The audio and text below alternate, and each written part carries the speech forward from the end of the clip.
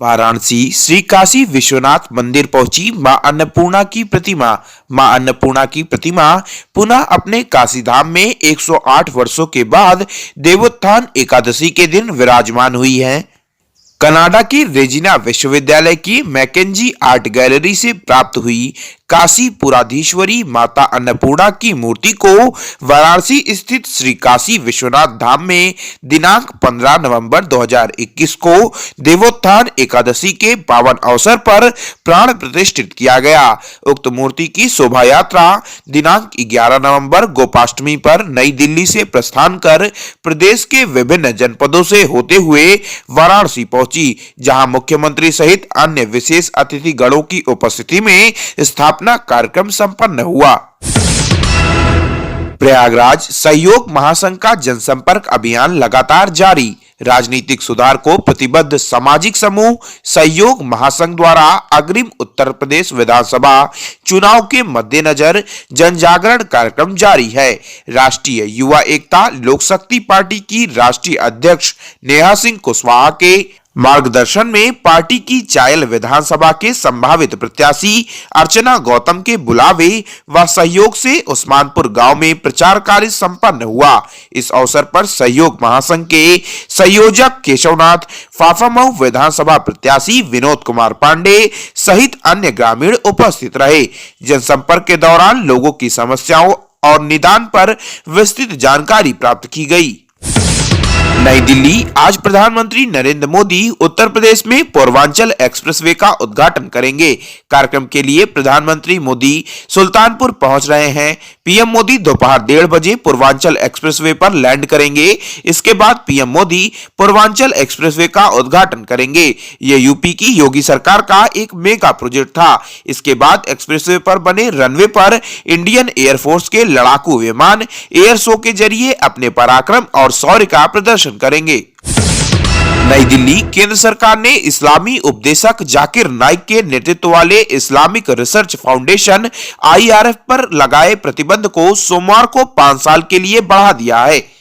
नाइक वर्तमान में मलेशिया में रह रहा है। IRF को पहली बार 17 नवंबर 2016 को केंद्र सरकार द्वारा गैर कानूनी गतिविधियों रोकथाम कानून 1967 का 37 के तहत एक गैर कानूनी संगठन घोषित किया गया था।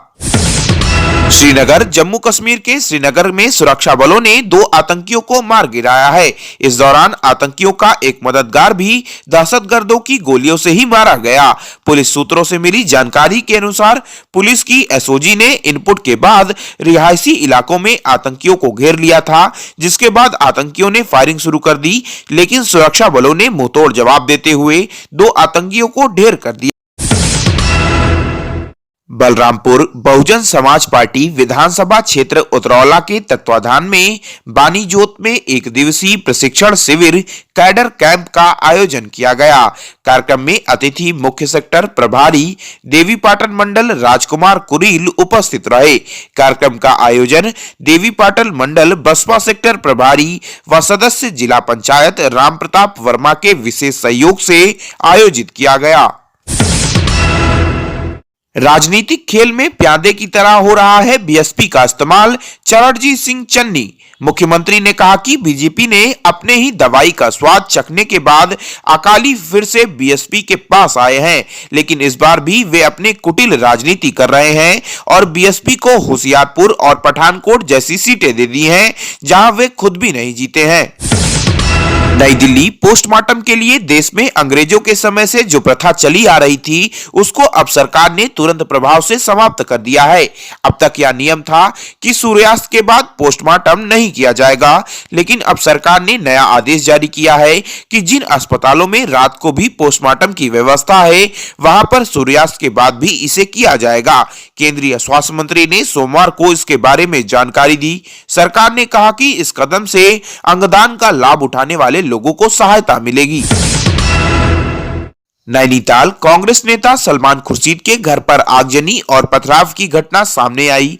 खुद सलमान खुर्शीद ने सोशल मीडिया पर फोटो पोस्ट की। सलमान खुर्शीद ने फोटो पोस्ट करने के साथ अपने उस तर्क का समर्थन किया जिसमें उन्होंने किताब में लिखा था। अपनी किताब में सलमान खुर्शीद ने हिंदुत्व की तुलना आतंकी संगठन ISIS तथा बोको हराम से की थी। T20 विश्व कप 2021 के समापन के बाद आईसीसी ने टूर्नामेंट की टीम का ऐलान किया है। हैरानी की बात यह है कि इस टीम में एक भी भारतीय खिलाड़ी को शामिल नहीं किया गया, जबकि साउथ अफ्रीका और श्रीलंका जैसी टीमों के खिलाड़ियों का नाम इसमें शामिल है। वहीं पाकिस्तान के बाबर आजम को आईसीसी ने अपने टूर्नामेंट की टीम का कप्तान बनाया है।